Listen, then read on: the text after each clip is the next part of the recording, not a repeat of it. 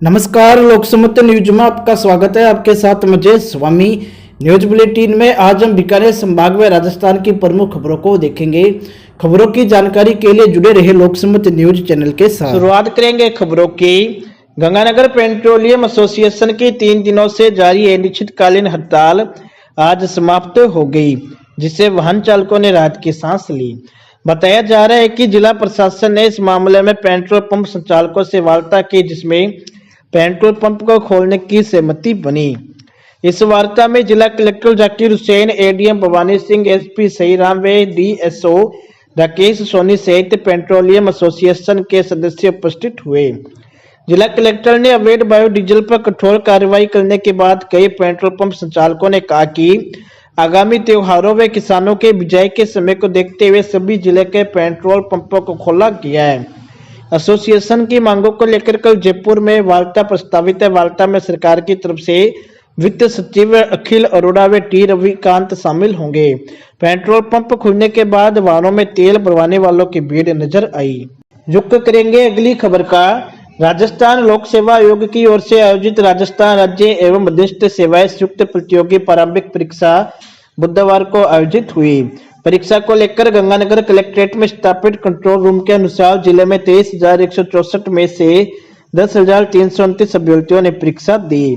जिले में परीक्षा के 69 केंद्र बनाए गए थे, जिसमें जिला मुख्यालय पर 40, सूरतगढ़ में 13, पदमपुर में 6, करणपुर और सदूलसर में 5-5 केंद्र बनाए गए थे।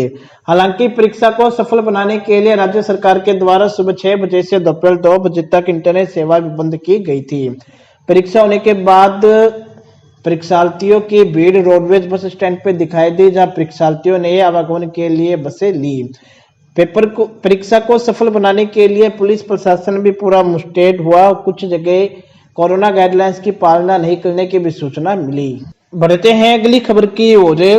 बीकानेर से संवाददाता भवानी जोशी ने बताया कि बीकानेर में खस्ता हाल सड़कों को लेकर आज भाजपा नेताओं ने पीडब्ल्यूडी कार्यालय में विरोध प्रदर्शन किया और ऊर्जा मंत्री डॉक्टर बीडी कल्ला विभाग के खिलाफ जमकर नारेबाजी की। इस दौरान भाजपा नेताओं ने सड़कों के निर्माण में लेट लतीफी करने व बीकानेर पूर्व और पश्चिम क्षेत्रों में भेदभाव करने का आरोप लगाया। इन्होंने कहा कि विभाग त्योहारों के मौकों पर भी सड़कों की सुध नहीं ले रहा है। सड़क में गड्ढा है ना गड्ढे में सड़क है, कोई पता नहीं चलता है। सड़क आप नहीं बता सकते कि ये सड़क सही है। इस कारण से लोगों में जो है जन आक्रोश है इस बात का कि बीकानेर के मंत्री होते हुए भी इन सड़कों की हालत ऐसी है। इसके बाद में खासतौर से जो पैच भरते हैं ये लोग, आज इन्होंने पैच भरे, 2 दिन बाद देख लो आप सारे पैच साफ हो जाते हैं, क्योंकि प्रॉपर भर्ती नहीं है, प्रॉपर मॉनिटरिंग नहीं है, प्रॉपर चेकिंग नहीं है। इनकी मिली भगत से सारा बीकानेर जो है एक यूँ समझा कि सड़क है या गड्ढा है, पता नहीं चल सकता कि गड्ढे में सड़क है या सड़क में गड्ढा है।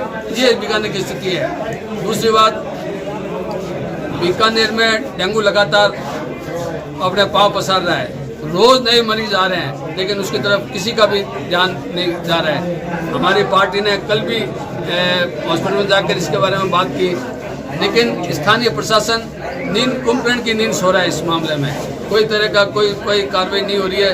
न तो शहर में फॉगिंग प्रॉपर हो रही है, न प्रॉपर सर्वे हो रहा है पूरा। इसलिए हालत बहुत खराब है इस बीकानेर की, लावारिस सा हो गया है बीकानेर। आज आपने क्या किया?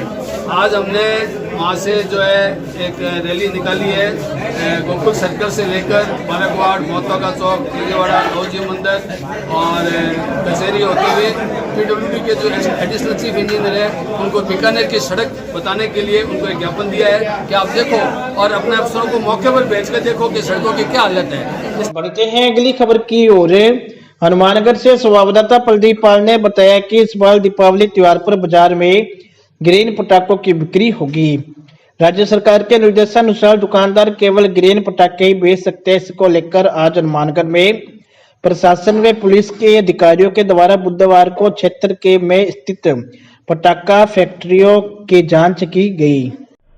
हमने अभी टाउन की 4 फैक्ट्रियों का विजिट किया, जिसमें एक सज्जन कुमार, दूसरा विनोद ट्रेडिंग कंपनी, तीसरा FM कंपनी और चौथा ये अली अब्बास की कोई फैक्ट्री है। उनको हमने अभी चेक किया, जैसे पानी की व्यवस्था और इसके अलावा फायरिंग एक्सटिंग्विशर सिस्टम और नीरी का कितना सामान है और नीरी के अलावा कितना सामान है, इसकी रिपोर्ट हमको गवर्नमेंट को भिजवानी है। तो 3 फैक्ट्रीज हमको सारा प्रॉपर अभी रिकॉर्ड हमने मंगवाया है पूरा का पूरा। एक ये अब्बास की कोई फैक्ट्री है, लाइसेंस इनके पास है लेकिन नीरी का नहीं है इनके पास किसी तरह का, तो इनको कहा है कि भैया अब ये नहीं बना सकते इसको, तो अभी हम पूरी चौकसी के साथ आगे लाइसेंस भी देने हैं पटाखों के। तो वो भी लाइसेंस में भी यही है कि नीरी का होलोग्राम लगा होना चाहिए और QR कोड उपस्थित होना चाहिए, तभी वो बाजार में बिक सकेगा। तो नियमों की अवहेलना कर रहा है फिर। अभी आज हमने जांच की है, जिनमें से एक फैक्ट्री को जिनके पास लाइसेंस है वो बना रहे हैं, तो क्योंकि इनके पास भी लाइसेंस है लेकिन बाजार में नहीं बिक सकता इनका प्रोडक्ट, तो हमने इनको चेतावनी दी है और आज शाम को हम दोबारा चेक करेंगे इनको। पटाखों के आवेदन को लेकर 3 दिन का टाइम दिया है, पटाखों के लिए आवेदन कर सकते हैं और इसमें 500 + 100 600 रुपये फीस रखी गई है। अगर चालान से जमा होते हैं तो वो नॉन रिफंडेबल है और अगर फार्म के साथ ऑफिस से लेते हैं तो वो रिफंडेबल है। बढ़ते हैं अगली खबर की ओर।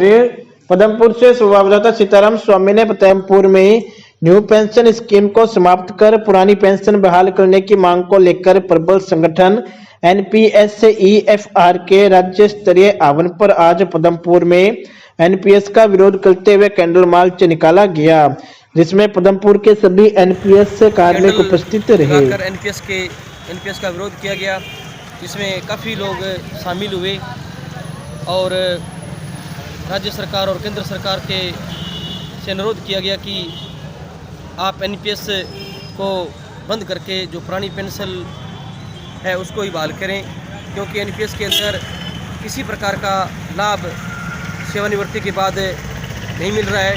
बहुत से साथी जो सेवानिवृत्त हुए हैं इस दौरान उन्हें देखा गया कि उनको 1500 या 2000 के आसपास ही मासिक पेंशन मिल रही है।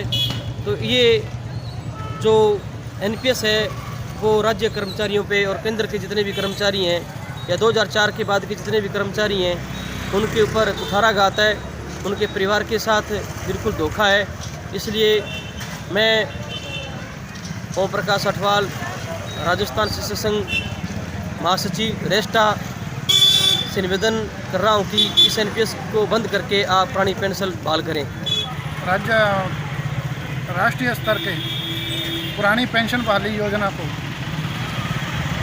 बहाल करने के लिए हम यहाँ पर एकत्रित हुए हैं और उसके में हम यहाँ पर अपना कैंडल जलाकर हम अपना विरोध प्रदर्शन करें और साथ में हमारे बहुत सारे साथी पहुँचे हुए हैं, ठीक है। और इसके लिए हम सरकार से पुरजोर गुजारिश करते हैं कि जिस तरह पंजाब में अगर CM साहब अपने स्तर पर ये इसको पुरानी पेंशन बहाल कर सकते हैं, तो माननीय मुख्यमंत्री महोदय जो कि इतनी संवेदनशील साथी मुख्यमंत्री हैं अपने राजस्थान के, तो उनको भी उनकी तरह कुछ ना कुछ नवाचार करना चाहिए। खबरों में खबर है अगली खबर। बीकानेर से संवाददाता भवानी जोशी ने बताया कि बीकानेर के केम रोड पर आज एक दुकान से पिस्टल की नोक पर मोबाइल लूटकर ले जाने का मामला सामने आया है। दुकानदार किशन मोदी ने बताया कि जैन मार्केट स्थित न्यू सुपर मोबाइल नाम से उसकी मोबाइल की दुकान है, जिस पर आज सुबह एक युवक आया और पिस्तौल की नोक पर वीवो का मोबाइल उससे ले गया। युवक CCTV फुटेज के आधार पर पुलिस मामले की जांच में जुटी है। मार्केट में अभी सुबह मैंने 9:15 बजे दुकान ओपन करी। एक कस्टमर आया, नॉर्मल पंजाबी लड़का लग रहा था मेरे को। उसने कहा फ़ोन दिखाओ 15-20 हज़ार का, तो 15-20 हज़ार का उसको फ़ोन दिखाया। 3 मोबाइल दिखाए उसको, फ़ोन देखा उसने, फिर उसने वीवो का मोबाइल फ़ाइनल कर लिया। मोबाइल फ़ाइनल करने के बाद वो कह रहा है कि मेरे पास पैसे कम है। फिर वो बाहर गया जैन मार्केट की तरफ, देखा और उसने वापस शॉप पे आया कि भैया ये फ़ोन दे दो। तो वीवो का फ़ोन लेना था उसको और उसने बैग रखा, उसके यहाँ पे बंदूक रखी हुई थी। उसने हाथों हाथ पिस्टल निकाली और मेरे को कहा मोबाइल छोड़ दे, और उसने मोबाइल मांगा और मैंने उसको दे दिया। फिर वो भग गया यहाँ से और मैं शॉप पे अकेला था, कोई भी नहीं था वहाँ से। ये घटना होने के बाद आपने पड़ोसियों से कुछ कहा? कोई नहीं था, पास में दुकानें सारी बंद थी ना, पास में दुकानें बंद थी, सामने सारी दुकानें बंद थी।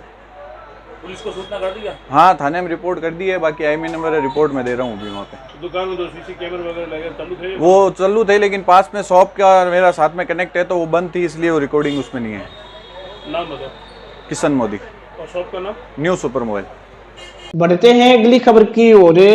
अनूपगढ़ उपखंड क्षेत्र के ग्राम पंचायत 9 LMB में प्रशासन गांवों के संग शिविर का आयोजन शिविर प्रभारी उपखंड अधिकारी प्रियंका तिलानिया के नेतृत्व में किया गया। इस शिविर में भूमि राजस्व रिकॉर्ड में ग्राम पंचायत के नाम से दर्ज होने से लगभग 550 व्यक्तियों को लाभ हुआ और लोगों ने अपनी खुशी जाहिर की। इसके अलावा इस शिविर में नामांतरण करण 316 सहमति से खाता विभाजन 9 अभिलेखों का शुद्धिकरण सहित अन्य योजनाओं को लोगों को लाभ पहुंचाया गया। प्रशासन का, राज्य सरकार का, सभी अधिकारियों का धन्यवाद करते हैं। हमारे बहुत ही अच्छे प्रशासनिक अधिकारी एसडीएम साहब जो इन्होंने एक गरीब बस्ती के लोगों को कम से 550 लोगों को इसका योजना का लाभ मिला। इस अभियान में बहुत से लोगों के छोटे मोटे काम जो मौके पर आकर एसडीएम साहब ने बहुत ही सुनहरे मौके के साथ इन लोगों के काम किए, इनका बहुत बहुत धन्यवाद। रुक करेंगे अगली खबर का। श्री गंगानगर जिला मुख्यालय पर बाल कल्याण समिति एवं किशोर न्याय बोर्ड के सदस्यों के लिए आज कलेक्ट्रेट की विशेष रूम में साक्षात्कार लिए गए। जिला DPSWO प्रेमाराम ने बताया कि राजस्थान उच्च न्यायालय के सेवानिवृत्त जज विजय व्यास व भारतीय प्रशासनिक सेवा के एक अधिकारी अभ्यर्थियों का इंटरव्यू ले रहे हैं। आज 16 अभ्यर्थियों को साक्षात्कार के लिए बुलाया गया था। उन्होंने बताया कि कल 7 विद्यार्थियों को साक्षात्कार के लिए बुलाया गया है। बाल कल्याण समिति व किशोर न्याय बोर्ड के एक सदस्य के लिए आवेदन आमंत्रित किए गए थे, जिसके लेकर साक्षात्कार लिए जा रहे हैं।